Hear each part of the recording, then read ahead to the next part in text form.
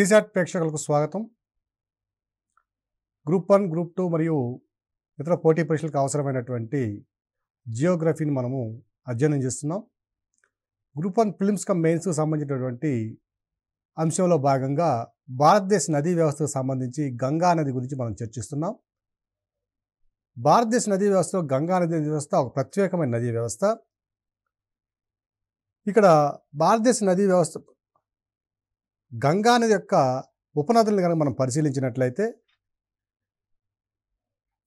రామ్గంగా, గోమతి, కాళీగంగా, గండక్కు, సప్తకోశి ఇవన్నీ కూడా హిమాలయాల నుంచి జన్మించేటటువంటి నదులైతే చంబలు, సింధు, బెట్వా, కెన్ను ఇవి ద్వీపకల్ప భారతదేశం నుంచి జన్మించి కలిసేటటువంటి నదులు. వీటితో పాటుగా మరొక 2 నదులు కూడా మనం ఇక్కడ చూడొచ్చు. ఇది థంసా నది, దాని తర్వాత సోన్ నది, ఇవి 2 కూడా ప్రధానమైనటువంటి ఉపనదులు. ద్వీపకల్ప భారతదేశం నుంచి జన్మించే నదులలో థంసా మరియు సోన్ కూడా 2 ప్రధానమైనటువంటి ఉపనదులు. వీటి గురించి కనుక మనం పరిశీలించినట్లయితే థంసా నది ఇది తమకుండి అనే ప్రాంతంలో లేదా తమకుండి అనే సరస్సు నుంచి జన్మిస్తుంది. ఇది ఎక్కడ ఉందంటే మధ్యప్రదేశ్లోని ఈస్టర్న్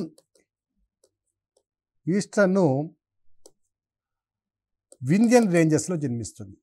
అంటే ఈస్టర్న్ వింధ్యన్ రేంజెస్ అంటే కైమూర్ పర్వతశ్రేణిలో జన్మిస్తుంది. కైమూర్ పర్వతశ్రేణిలోని తమకుండి అనే ప్రాంతం నుంచి జన్మించేటది థంసా నది. దాని తర్వాత సోన్ నదిని కనుక మనం పరిశీలించినట్లయితే సోన్ రివరు ఇది అమరకాంతక్ పీఠభూమి నుంచి జన్మిస్తుంది. ఇది కూడా మధ్యప్రదేశ్లోని అమరకాంతక్ పీఠభూమి నుంచి జన్మిస్తుంది. చాలా ప్రధానమైన నది ఇది కూడా. దీని యొక్క ఉపనదులను కనుక మనం పరిశీలించినట్లయితే అమరకాంతక్ పీఠభూమి నుంచి జన్మించే నది యొక్క ఉపనదులను కనుక మనం పరిశీలించినట్లయితే రిహాంద్, జోహిల్లా, గోపత్, కన్హర్, నార్త్ కోయల్ అనేక సందర్భాల్లో దీంట్లో ఈ నది మీద ప్రశ్నలు ఇవ్వడం జరిగింది ఫిలిమ్స్లో. రిహాంద్ నది ఏ నది యొక్క ఉపనది అనేది సివిల్స్లోనూ గ్రూప్స్లోనూ అనేక సందర్భాల్లో ఇవ్వబడింది. అలాగే వీటితో పాటుగా జోహిల్లా, గోపత్తు, కన్హరు, నార్త్ కోయలు ఇవి కూడా దీని యొక్క ప్రధానమైన ఉపనదులు. ఈ సోన్ నది అమరకాంతక్ పీఠభూమిలో మధ్యప్రదేశ్లో జన్మించి బీహార్లో పాట్నాకి దిగువన లేదా పాట్నా సమీపంలో దానాపూర్ అనే ప్రాంతం వద్ద గంగా నదితో కలుస్తుంది. పాట్నా సమీపంలో ద్వీపకల్ప భారతదేశం నుంచి గంగా నదితో కలిసే ఉపనది క్రింది వానలో ఏది అన్నప్పుడు అది సోన్ నది. వీటితో పాటుగా గంగా నదికి సంబంధించినటువంటి కొన్ని ప్రధానమైన అంశాలను కూడా మనం చర్చిద్దాం. గంగా నది ఒడ్డున ఏ నగరాలు ఉన్నాయి, ఆ నగరాల యొక్క ప్రాముఖ్యత ఏమిటి, చారిత్రక ప్రాముఖ్యత ఏమిటి, ఆర్థిక ప్రాముఖ్యత ఏమిటి కూడా మనం ఈ సెషన్లో మనం చర్చిద్దాం. ఆ నగరాలను కనుక మనం పరిశీలించినట్లయితే మొదటిది రిషికేశ్ నగరం. ఇది డెహ్రాడూన్లో ఉంటుంది. డెహ్రాడూన్కి సమీపంలో ఉంటుంది. ఉత్తరాఖండ్ రాష్ట్రంలో డెహ్రాడూన్. దీన్ని ఏమంటామంటే గేట్వే ఆఫ్ గర్వాల్ హిమాలయాస్ అంటాం. గర్వాల్ హిమాలయాలు చూసాం మనం. గేట్వే ఆఫ్ గర్వాల్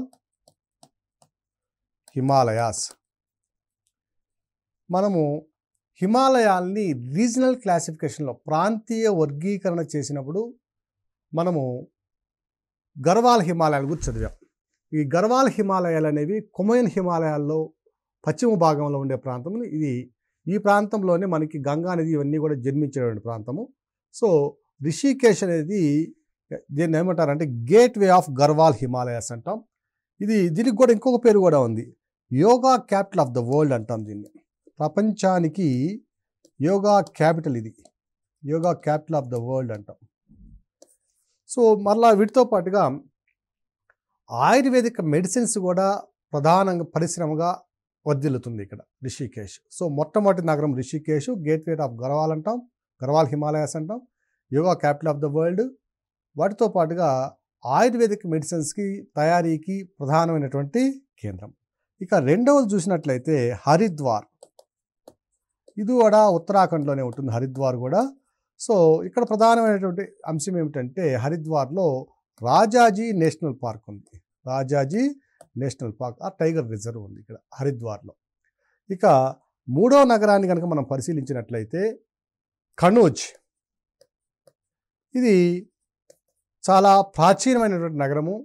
గంగానది కనౌజ్ గుండా కూడా ప్రయాణిస్తుంది. చాలా ప్రాచీనమైన నగరము. దీని యొక్క ప్రాశస్త్యం ఏంటంటే హర్షుడు దీన్ని రాజధానిగా చేసుకుని ఉత్తర భారతదేశాన్ని అంతటా కూడా పరిపాలించడం జరిగింది కనౌజ్. వీటితో పాటుగా ఇక్కడ పెర్ఫ్యూమ్స్ ఇండస్ట్రీ చాలా ప్రధానమైనటువంటి ఇండస్ట్రీ. సో అత్తరు అటు తయారు చేయడం, రోజ్ వాటర్ తయారు చేయడం, పన్నీరు, రోజ్ వాటర్ ఇవన్నీ తయారు చేయడం. సో ఇవి ఇక్కడ ప్రధానమైనటువంటి పరిశ్రమలుగా ఉన్నాయి. అలాగే టొబాకో పరిశ్రమ కూడా ఇక్కడ బాగా అభివృద్ధి చెందినటువంటి పరిశ్రమ కనౌజ్.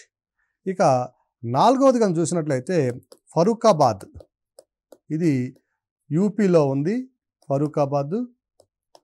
నెక్స్ట్ ఐదవది చూసినట్లయితే కాన్పూర్. ఇది కూడా యూపీలో ఉంటుంది. కాన్పూర్ వచ్చి చక్కెర పరిశ్రమకు చాలా ప్రసిద్ధి చెందింది. ఉత్తరప్రదేశ్లో లక్నో తర్వాత రెండవ అతిపెద్ద నగరం కాన్పూరు. ఇక ఆరు వచ్చి అలహాబాదు. దీని పేరుని ఈ మధ్యనే మార్చడం జరిగింది. దీన్ని ప్రయాగ్గా వ్యవహరిస్తున్నాం.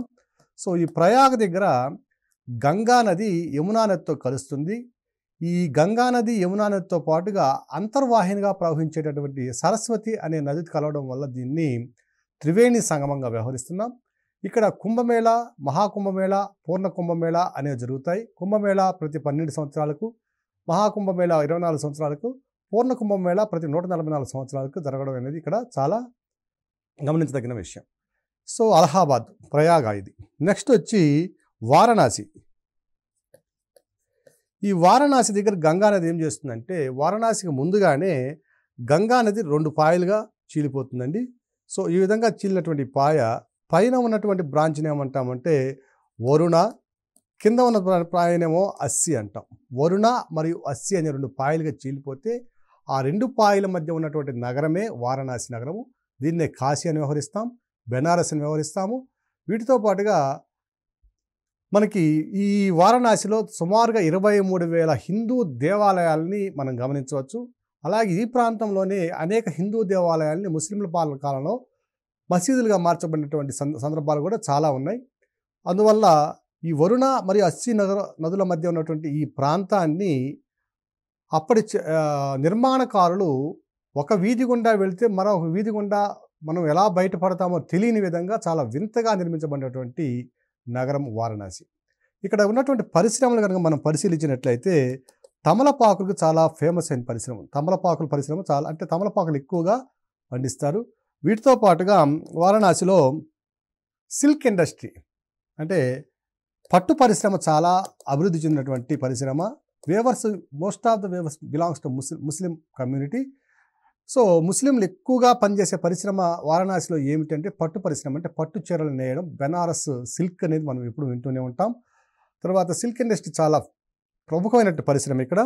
అలాగే ఇక్కడ డీజిల్ లోకోమోటివ్స్ ఉన్నాయి.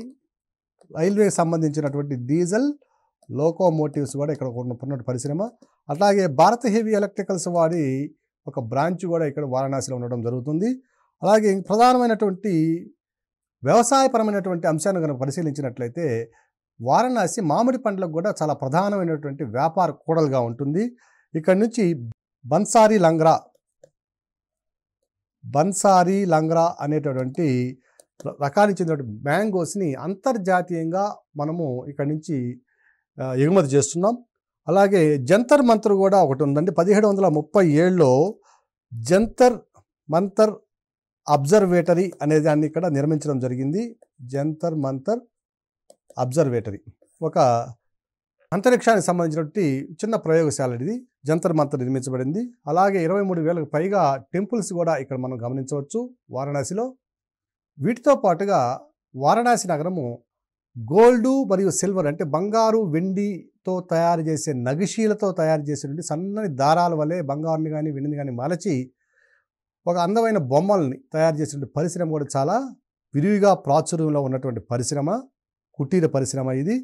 దీని తర్వాత మనకి గంగా నది ఒడ్డున నగరాలు కనుక చూసినట్లయితే బక్సారు, పాట్నా, ముంగూర్ అనేవి బీహార్లో ఉన్నటువంటి నగరాలు. ఇవి బీహార్ రాష్ట్రంలో ఉన్నటువంటి నగరాలు. దాని తర్వాత వెస్ట్ బెంగాల్లో ముర్షిదాబాదు, నవద్వీపు, ప్లాసీ యుద్ధం కూడా మనం వింటాం హిస్టరీలో. ప్లాసీ, నవద్వీపు ఇవన్నీ కూడా ప్రధానమైనటువంటి నగరాలు వెస్ట్ బెంగాల్. సో గంగా నది యొక్క నగరాలను మనం ఇప్పుడు గమనించాము. ఇప్పుడు గంగా నదికి సంబంధించినటువంటి ప్రధానమైన సమస్య ఏమిటి, దాని యొక్క ప్రాముఖ్యత ఏమిటి అనేది మనం గమనిస్తే కొన్ని అంశాలు మనం చూడొచ్చు ఇక్కడ. సో గంగా నది pollution, Ganga pollution and mitigation. Ganga pollution mitigation. Ganga నది యొక్క కాలుష్యానికి ప్రధానమైనటువంటి కారణం ఏమిటి అంటే అన్ట్రీటెడ్ సూయేజ్ని డైరెక్ట్గా వదిలివేయడం, అలాగే రోజు కొన్ని లక్షల టన్నుల కొద్దీ సాలిడ్ వేస్ట్ కూడా మనము డైరెక్ట్గా డంప్ చేయడం అనేది ప్రధానమైన సమస్యగా ఉంది. వీటితో పాటుగా వారణాసిలో ఉన్నటువంటి ఘాట్ల వద్ద సగము తగలబడకుండా ఉన్నటువంటి కళేబరాలను కూడా మనము డైరెక్ట్గా నదిలో డంప్ చేయడము, చనిపోయినటువంటి జంతువుల మృతదేహాలను కూడా నదిలోకి మనం విసిరివేయడం, దాన్ని వదిలివేయడం వల్ల కూడా గంగా నది చాలా తీవ్రమైనటువంటి కాలుష్యానికి గురవుతుంది. వీటితో పాటుగా ఉత్తరప్రదేశ్లో ఉన్నటువంటి షుగర్ ఇండస్ట్రీసు మరియు లెదర్ ఇండస్ట్రీస్ నుంచి వచ్చేటువంటి కాడ్మియము, తదితర సీసం, లెడ్ ఇలాంటి మూలకాలు కూడా, భారలోహాలు కూడా దీంట్లో చేరడం వల్ల గంగా నది తీవ్రమైనటువంటి కాలుష్యానికి గురవుతుంది. అయితే గంగా నదిని శుద్ధి చేయడం కోసము అనేక రకాల ప్రయత్నాలు జరిగినప్పటికీ వాటిలో ఈ మధ్యన జరిగిన ప్రయత్నాలను కనుక మనం గమనిస్తే నమామి గంగే 2016లో ప్రారంభించినటువంటి పథకం ఇది. నమామి గంగే. సో 2016లో ప్రారంభించినటువంటి ఈ పథకానికి integrated Ganga conservation mission project అని నామకరణం చేయడం జరిగింది. Integrated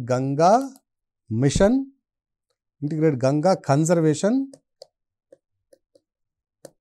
machine project. ఇది కూడా సివిల్స్ మెయిన్స్లో వచ్చినటువంటి ప్రశ్న అండి. ఇది గంగా నది శుభ్రం చేయడానికి తీసుకున్న చర్యలు ఏమిటి, వాటి యొక్క ఫలితం ఏమిటి, ఎలా ఉంది అనేది ఒకసారి మదింపు చేయమని ఈ మధ్యకాలంలో అడిగినటువంటి ప్రశ్న. సో 2016లో ప్రారంభించబడినటువంటి ఈ Namami Gange integrated Ganga conservation mission project అనేది ఈ పథకంలో ఉన్నటువంటి ప్రధానమైన అంశాలను కనుక మనం పరిశీలిస్తే ఈ పథకానికి 20,000 కోట్ల రూపాయలని విడుదల చేయడం జరిగింది. 20,000 కోట్ల రూపాయలని విడుదల చేసి 2016 నుంచి 5 సంవత్సరాల పరిధిలో 2021 వరకు కొన్ని లక్ష్యాలతో ఈ పథకాన్ని ప్రారంభించడం జరిగింది. అలాగే ఈ లక్ష్యాలను కనుక చూసినట్లయితే మొదటిది ఈ గంగానది హరివాణం లేదా గంగానది దాని యొక్క ఉపనదులు ఉన్నటువంటి ప్రాంతాల్లో ఉన్నటువంటి కొన్ని ప్రాంతాలు ప్రత్యేకంగా చూస్తే అందులో 1632 గ్రామ పంచాయతీలని ఎన్నుకోవడం జరిగింది.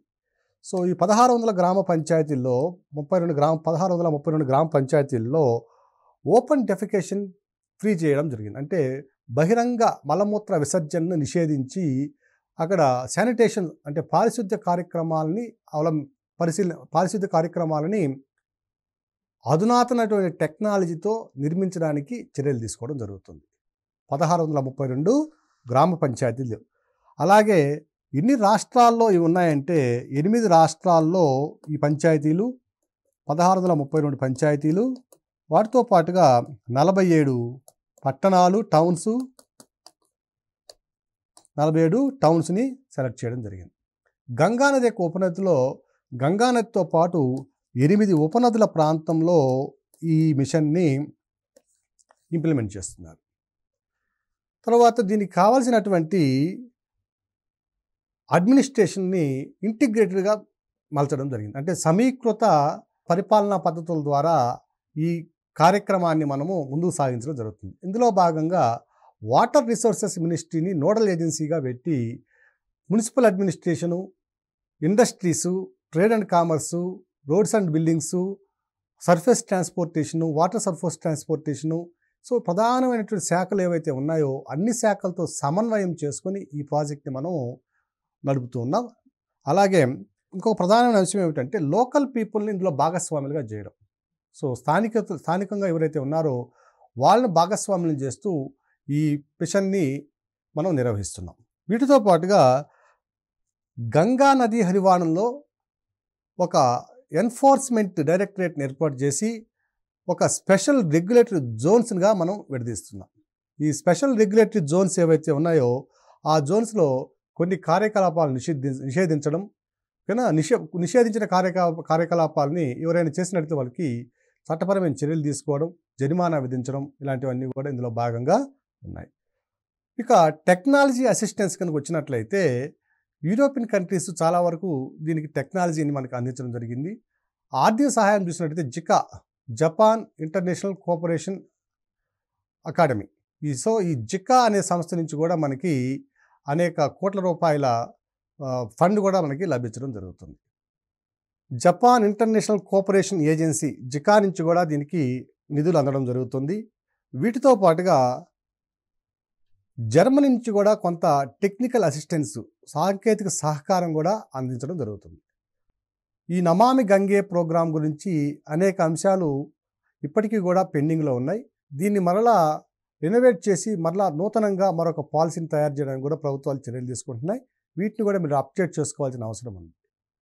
ఇక నదీ వ్యవస్థల్లో గంగా నది తర్వాత రెండవ అతి ముఖ్యమైన నదీ వ్యవస్థ బ్రహ్మపుత్ర నదీ వ్యవస్థ. బ్రహ్మపుత్ర నదీ వ్యవస్థ దీని మొత్తం పొడవు 3848 కిలోమీటర్లు.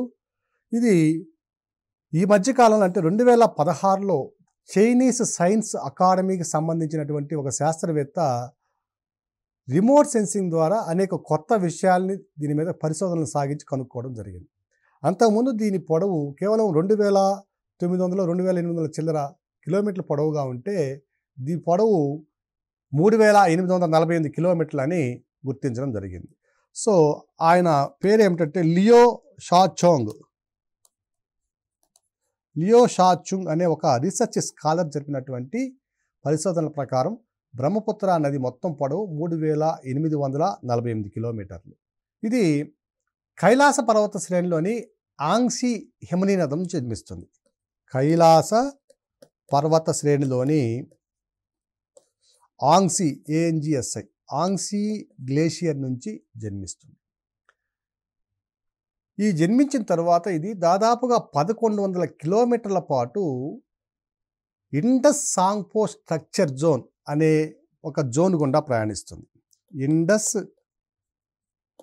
సాంగ్పో ఇది కూడా ప్రీవియస్ సివిల్స్ ప్రిలిమినరీ బిట్ అండి. ఇండస్ సాంగ్పో స్ట్రక్చర్ జోన్ ITSZ అంటాం. ITSZ గుండా ప్రయాణిస్తుంది. ఇండస్ సాంగ్పో స్ట్రక్చర్ జోన్ అంటున్నాం. సో ఇది ఎక్కడ జన్మిస్తుందంటే కెమయూంగ్ గ్లేషియర్ వద్ద జన్మిస్తుంది. ఇంతకుముందు ఆంగ్సీ గ్లేషియర్ అని చెప్పాము. సో ఈ రీసెర్చ్ జరపకముందు ఇది కెమయూంగ్ డాంగ్ గ్లేషియర్గా జన్మిస్తుంది అని భావించడం జరిగింది. కానీ ఇది ప్రస్తుతం యాక్చువల్గా జన్మిస్తుంది ఎక్కడంటే ఆంగ్సీ గ్లేషియర్ వద్ద జన్మిస్తుంది. మొత్తం దీని క్యాచ్మెంట్ ఏరియా చూసినట్లయితే 7,12,035 చదరపు కిలోమీటర్లు ఉంటే ఇందులో భారతదేశంలో 2,58,000 చదరపు కిలోమీటర్ల నదీ హరివాణం భారతదేశంలో ఉంది క్యాచ్మెంట్ ఏరియాలో. సో 7,12,000 చదరపు కిలోమీటర్ల వైశాల్యంలో 2,58,000 చదరపు కిలోమీటర్లు భారతదేశంలో ఉన్నాయి. దీన్ని టిబెట్లో ఏమంటారంటే సాంగ్పో అంటాం. సాంగ్పో అంటే ప్యూరిఫైర్ అని అర్థం, అంటే పరిశుద్ధులు అవుతారనే ఒక నమ్మకం. సాంగ్పో అంటాం. అలాగే చైనీస్ ఏమంటారంటే దీన్ని యార్లుంగ్ జాంగ్బో అంటారు. చైనీస్ లిటరేచర్లో దీని పేరు యార్లుంగ్ జాంగ్బో. ఇక టిబెట్లో ఇది ఏ పర్వత శ్రేణుల మధ్య ప్రవహిస్తుంది అంటే between the greater Himalayas and Zanskar range Kailash range. ఇది టిబెట్లో గ్రేటర్ హిమాలయాలు దక్షిణ భాగాన ఉంటే కైలాస్ రేంజ్ ఉత్తర భాగాన ఉంటుంది. ఓకేనా? సో ఈ కైలాస పర్వతానికి కింద ఉన్నటువంటి గ్రేటర్ హిమాలయాలకి మధ్య 1,100 కిలోమీటర్ల పాటు ప్రయాణిస్తుంది. సో కైలాస్ పర్వతానికి శ్రేణికి అండ్ గ్రేటర్ హిమాలయాలకి మధ్య ప్రయాణిస్తుంది. గుర్తుపెట్టుకోండి, బ్రహ్మపుత్ర అనేది ఏ పర్వత శ్రేణుల మధ్య జన్మిస్తుంది లేదా ప్రవహిస్తుంది అన్నప్పుడు కైలాస్ పర్వత శ్రేణికి గ్రేటర్ హిమాలయాస్కి మధ్య. కైలాస్ పర్వతాలు ఏమో ఎగువన అంటే నార్త్న, గ్రేటర్ హిమాలయాస్ ఏమో సౌత్న. ఇక దీని యొక్క నదులు ఉపనదులు కనుక టిబెట్లో కనుక పరిశీలించినట్లయితే ప్రధానమైన ఉపనదులు రాగా సాంగ్పో, రెండవది వచ్చి లాసా, LHASA లాసా, మూడవది న్యాంగ్యూ. సో ఇవి టిబెట్లో ఉన్నటువంటి ప్రధానమైనటువంటి ఉపనదులు. బ్రహ్మపుత్ర నది టిబెట్లో ఉన్న ప్రధానమైన ఉపనదులు రాగా సాంగ్పో, లాసా, న్యాంగ్యూ. ఇది కైలాస పర్వత శ్రేణిలో జన్మించి 1100 కిలోమీటర్లు ఆ ఇండస్ సాంగ్పో స్ట్రక్చర్ గుండా ప్రయాణించి అరుణాచల్ ప్రదేశ్ వద్ద ఆల్ ఆఫ్ సడన్ యూటర్న్ తీసుకుంటుంది. ఈ యూటర్న్ తీసుకునే క్రమంలో ఇది యాంగ్ యాప్ కనుమ గుండా ప్రయాణించి భారతదేశంలోకి ప్రవేశిస్తుంది. సో ఈ భారతదేశంలో ప్రవేశించిన తర్వాత దీన్ని ఏమని పిలుస్తారంటే సియాంగ్ అని పిలుస్తారు. సో అరుణాచల్ ప్రదేశ్ ఎగువన ఉన్నటువంటి ప్రాంతంలో దీన్ని సియాంగ్ అని, అరుణాచల్ ప్రదేశ్ దిగువన దీన్ని దిహాంగ్ అని, అస్సాంలో కూడా దీన్ని కొంత పరిధి వరకు దిహాంగ్ అని వ్యవహరించడం జరుగుతుంది. ఇప్పుడు ఈ నది యొక్క ముఖ చిత్రాన్ని మనం పరిశీలించినట్లయితే దీని యొక్క ఉపనదులన్నీ కూడా మనం ఈ ఫిగర్లో చూద్దామండి. చూసి వీటి యొక్క ప్రాముఖ్యత ఏమిటో కూడా తెలుసుకుందాం. సంకోషు, మనాసు, సుబన్సిరి కన్నా ఇవన్నీ కూడా లెఫ్ట్ బ్యాంక్ ట్రిబ్యూటరీస్ అయితే ఉపనదులు అయితే దిహాంగు, సియాంగు, లోహిత్తు, ధనసిరి, కోపిలి, కొలాంగు, దికు ఈ తదితర నదులు రైట్ బ్యాంక్ ట్రిబ్యూటరీస్గా ఉండదు మనం గమనించవచ్చు. అన్నీ కూడా లెఫ్ట్ బ్యాంక్ ట్రిబ్యూటరీస్గా మనం గమనించవచ్చు. ఇక ఈ ప్రాంతంలో యాంగ్ యాప్ కనుమగుండా ప్రయాణించినటువంటి బ్రహ్మపుత్ర నది అరుణాచల్ ప్రదేశ్లో ప్రవేశించగానే ఒక ప్రపంచ ప్రఖ్యాతమైన ప్రాముఖ్యత కలిగినటువంటి ఒక గొప్ప విషయాన్ని క్రియేట్ చేసింది. గ్రాండ్ క్యానియన్ ఏర్పరచడం జరిగింది. దాని యొక్క పొడవు ఎంత అంటే 496 కిలోమీటర్ల పొడవుతో 5396 మీటర్ల డెప్త్తో లోతుతో ప్రపంచంలోనే అతి పెద్దదైనటువంటి గ్రాండ్ క్యానియన్ ఏర్పాటు చేయడం జరిగింది. ఇంత గ్రాండ్ క్యానియన్ అంటే ఇది ఒక అగాధ దరి, వి షేపుడు గార్జ్ డిప్రెషన్. సో నది ప్రయాణిస్తూ ఇక్కడ క్రమక్షయం చెందించడం వల్ల సుమారు 5400 మీటర్ల లోతుతో ఒక అగాధ దరి లేదా గ్రాండ్ క్యానియన్ని ఏర్పరచడం జరిగింది. దాని యొక్క పొడవు చూసినట్లయితే 496 కిలోమీటర్లు పైగా ఇది పొడవుని కలిగి ఉంది. సో ఇంత పెద్ద పొడవు కలిగినటువంటి ఇంత లోతైనటువంటి గ్రాండ్ క్యానియన్ ప్రపంచంలో మరెక్కడా లేకపోవడం దీని యొక్క ప్రత్యేకత. ఈ విషయాన్ని కూడా షాన్ లింగ్ చాంగ్ మనం ఇంతకు చెప్పుకున్నట్టుగా ఆయన తన పరిశోధనలో కనుగొనడం జరిగింది ఈ అగాధ దరిని. తరువాత దిబ్రూగరు, లఖింపూరు అనే 2 ప్రాంతాల మధ్య బ్రహ్మపుత్ర నది యొక్క వెడల్పు 20 కిలోమీటర్లు పైగా విస్తరిస్తుంది.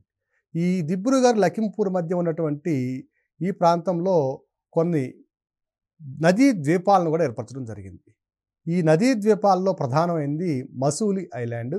ఇందులో 144 గ్రామాలు కూడా దీంట్లో మనం గమనించవచ్చు. అతిపెద్ద నదీ ద్వీపం కలిగినటువంటి నది ఏమిటి అంటే బ్రహ్మపుత్ర నది. అస్సాంలో ఇది 144 గ్రామాలతో ఉన్నటువంటి ద్వీపము మసూలి ద్వీపం. ఇది అస్సాం గుండా ప్రయాణించి దుబ్రీకి సమీపంలో బంగ్లాదేశ్లో ప్రవేశిస్తుంది. ఈ బంగ్లాదేశ్లో ప్రవేశించినప్పుడు ఇంతకుముందు మనం చెప్పుకున్నట్టుగా ఇది గంగా నదితో కలుస్తుంది. ఇక్కడ నుంచి జన్మించినట్టు గంగా నది ఇక్కడ 2 పాయలుగా చీలిపోతుందని చెప్పుకున్నాం. ఫరక్కా బ్యారేజీ దిగువన, ఈ ఫరక్కా బ్యారేజీ దిగువన ఉన్నటువంటి సౌత్ వర్డ్ ఛానల్ ఏమంటున్నామంటే దీన్ని హుగ్లీ భాగీరథ వ్యవహరిస్తున్నాం. గంగా నది పేరుతోనే బంగ్లాదేశ్లోకి ప్రవేశిస్తుంది.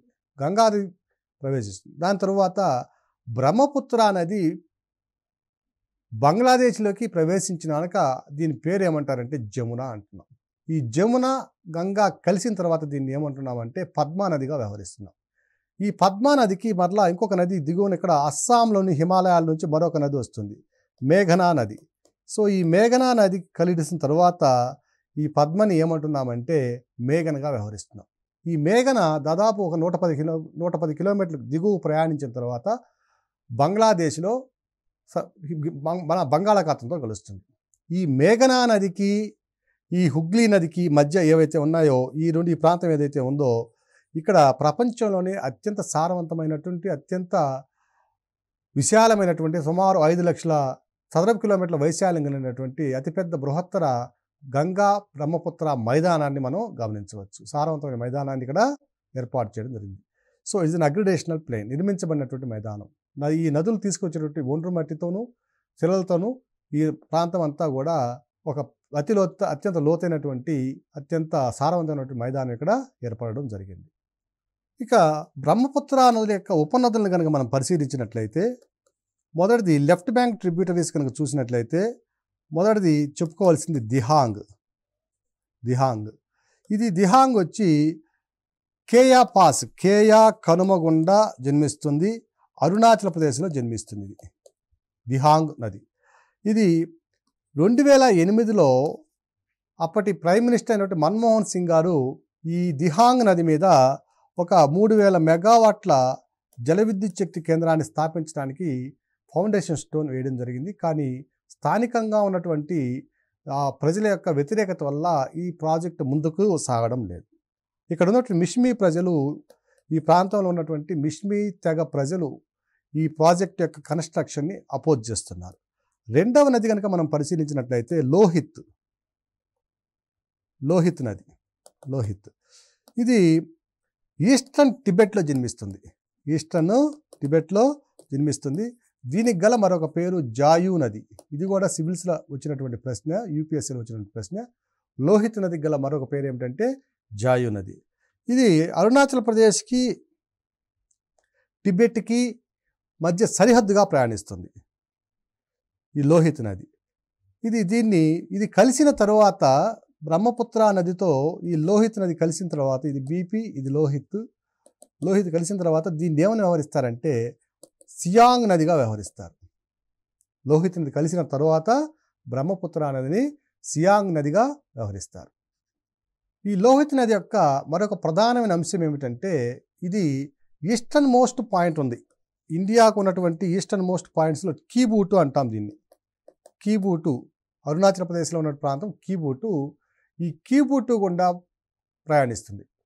అరుణాచల్ ప్రదేశ్లోని ఈస్టర్న్ మోస్ట్ పాయింట్ అయినటువంటి కీబూటు గుండా ప్రయాణిస్తున్న నది క్రింది వానిలో ఏది అంటే లోహిత్ నది.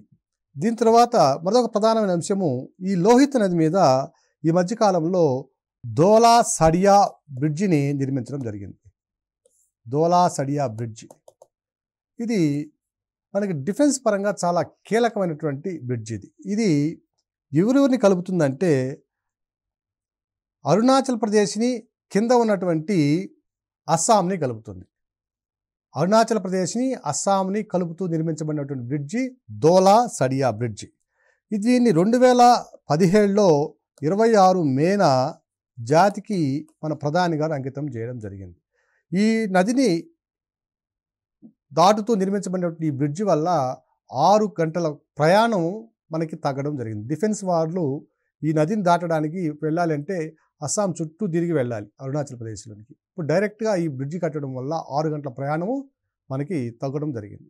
సో వ్యూహాత్మకంగా చైనా నుంచి వచ్చేటువంటి ప్రతిఘటనను ఎదుర్కోవడానికి మన బలగాల్ని సర్వసన్నద్ధంగా ఎప్పుడైనా తరలించడానికి వీలుగా నిర్మించబడినటువంటి బ్రిడ్జి ఈ ధోలా సడియా బ్రిడ్జి. దీనికి ఏమని పేరు పెట్టారంటే డాక్టర్ భూపేన్ హజారికా బ్రిడ్జ్ అని పేరు పెట్టారు. డాక్టర్ భూపేన్ హజారికా సేతు అంటారు దీన్ని. డాక్టర్ భూపేన్ హజారికా సేతు.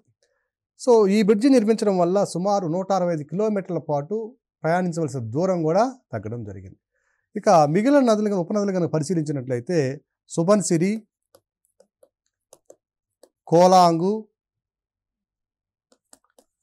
కోలాంగ్ నది, ధనసిరి, బేకి, రైడక్కు, జలధార,